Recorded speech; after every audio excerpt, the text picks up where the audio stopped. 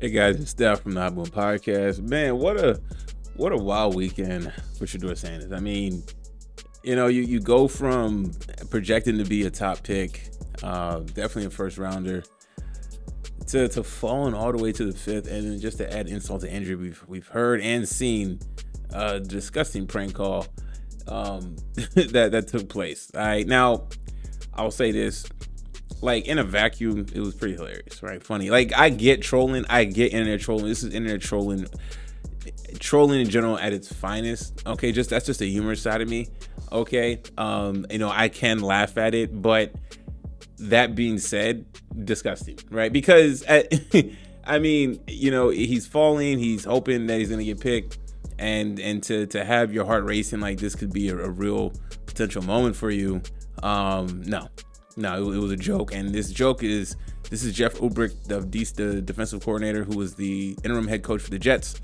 His son here, and I guess his friend, because I believe his son's like 21, made the call, and I'm sure y'all seen the clip and everything, and it was just messed up. You know what I'm saying? For Mr. Ulbrich to have your laptop exposed, whatever. Well, why would he think his son even do something like that, right? He probably didn't think his son was that stupid enough to actually try to do that. You know what I'm saying? Many guys on TV were talking about it, saying like, yo, even Stephen A was like, yo, this could have been a fireable offense, and I agree.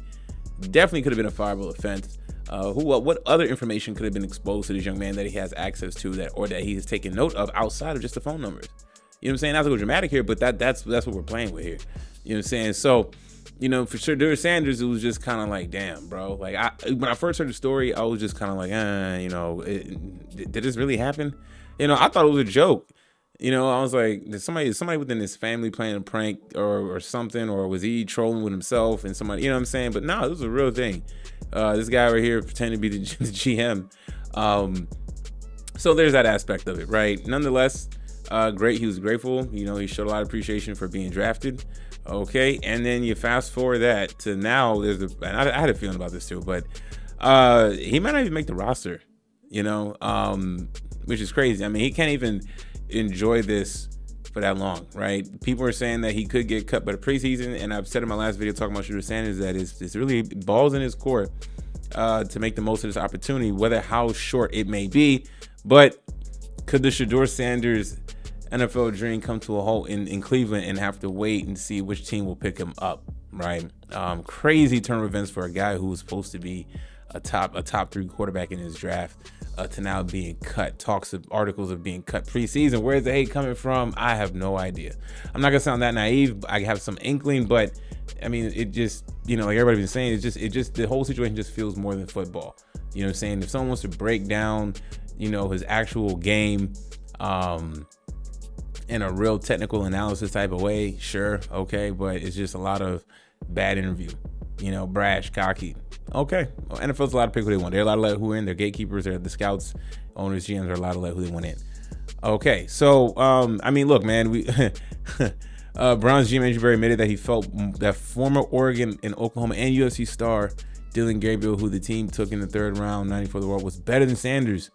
We talk oftentimes about quarterbacks being the most important position. We obviously spent a lot of time with Shedeur throughout the process. He's highly accurate, can play well from the pocket, very productive college career. We felt it wasn't necessarily the plan going into the weekend. It's like 2 quarterbacks.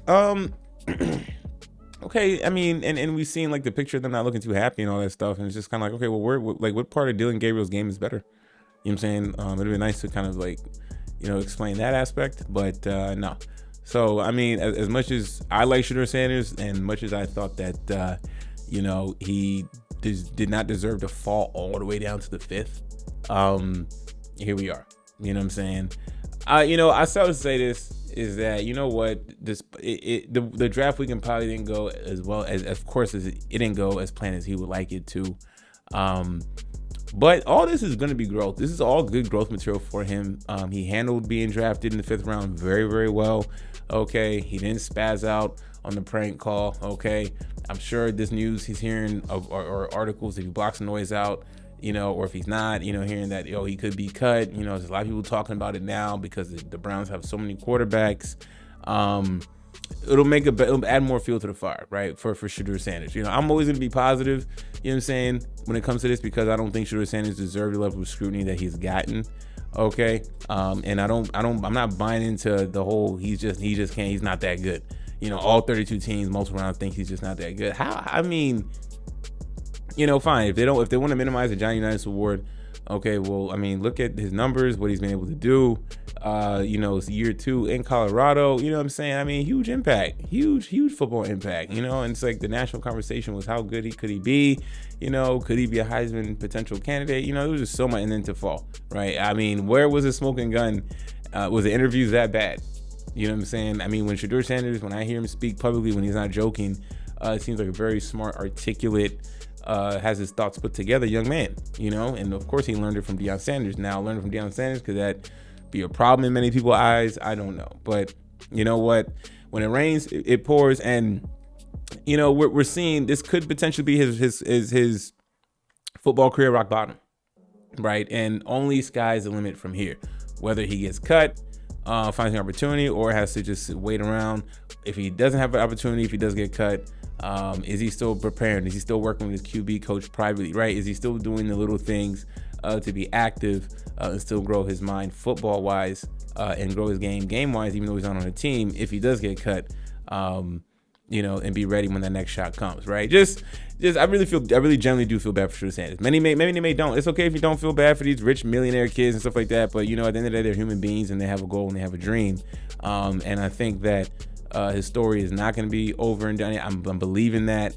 Okay. And then, so to have that prank call, everything dropping, just an absolutely embarrassing weekend for Shedeur Sanders. But he's handled everything in grace. He's handled everything in grace and class.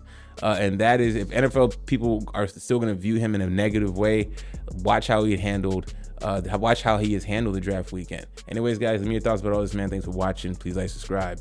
I'm out.